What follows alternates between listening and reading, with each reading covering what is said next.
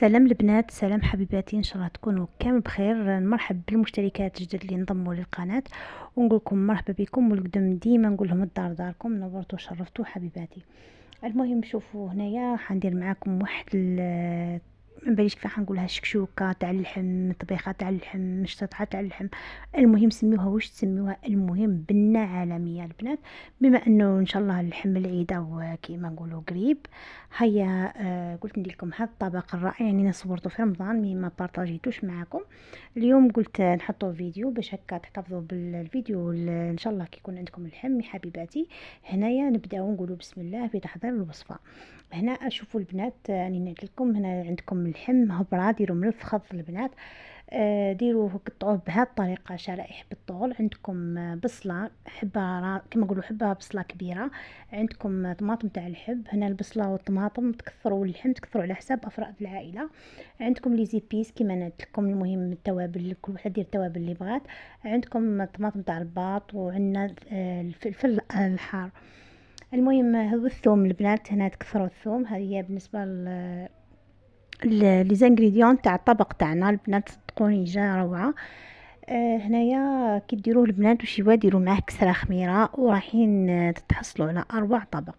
هنا شوفوا في البدايه راح تحطوا اللحم تاعكم في لاكوكوط تاعكم، وتقصوا هذيك البصله نتاعكم شرائح كيما راكم تشوفوا.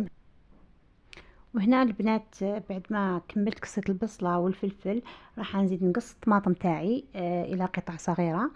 هنايا شوفوا البنات الشكشوكة تاعكم جامي ترابيو لها الثوم والطماطم، ديما تقصوهم تعطيكم بنة خير وخير.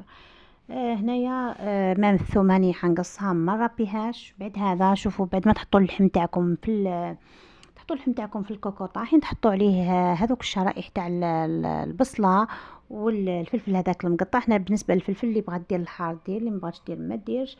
هنا انا حطيت قرن من هذاك الفلفل اليابس.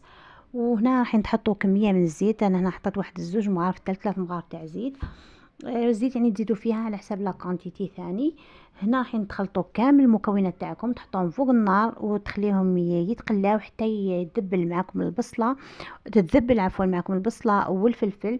بعدها راح تجيو تحطوا هذو التوابل اللي هما فلفل الكحل، كزبر، ولا في راس الحانوت، ولا كل واحد واش يدير. خاطر كل وحده واش تشتي طيب. كاين اللي يشتي راس الحانوت، كاين يشتي الكزبر. هنايا يعني هذا الحوايج عباره على اذواق. بعد هذا راح تحطوا هذيك الطماطم المقطعه، وتحطوا طماطم تاع الباط وشويه هريسه اذا بغيتوا، وراح تخلطوا جميع المكونات مع بعضهم. وهنا ما تنساوش الورق، زوج ورقات والله تاع رند هكا باش يعطيكم نكهه خير وخير. المهم راح تخلطوا جميع المكونات بهذه الطريقه، وراح تحطوهم تخليهم فوق النار يزيدوا يتقلاو لكم شويه.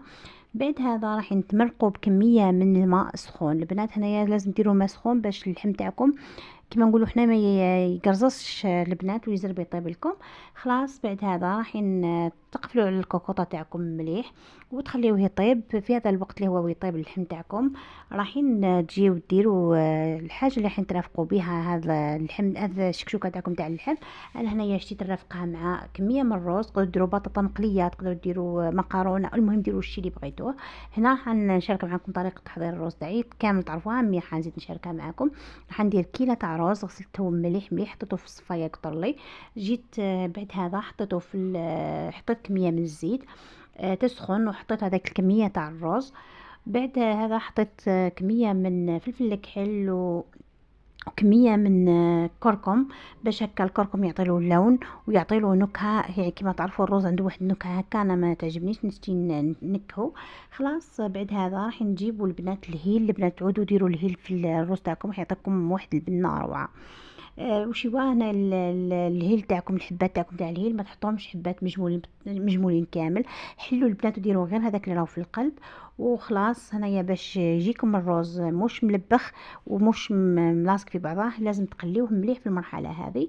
بعد هذا في الوقت هذاكم تكونوا مسخنين كميه من الماء تغليوه، وراح تمرقوا الرز تاعكم. هنايا 2 كيلة تاع ماء، الكيلة تاع الرز.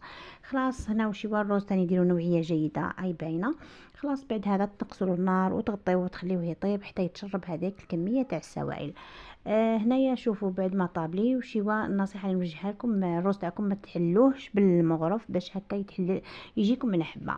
خلاص هذا هو الروز تاعنا حبيباتي، كما كنت تشوفوا جا روعه وبنين. ما تنساوش ديروا الملح كيما راني ما قلت لكمش قبيله، يباينه ديروا الملح. خلاص دوكا جينا نحطوا الطبق تاعنا في صحن التقديم.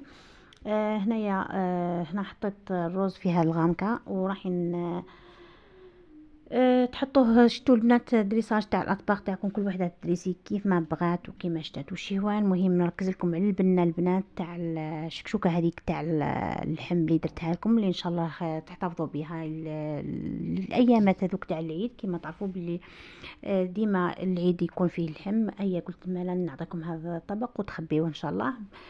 خلاص حبيباتي هنايا هذا هو الطبق تاعنا، ان شاء الله تكونوا استفدتوا ولو قليل. هنا ما تنسونيش البنات بليجام والتعليق المشجع المحفزه.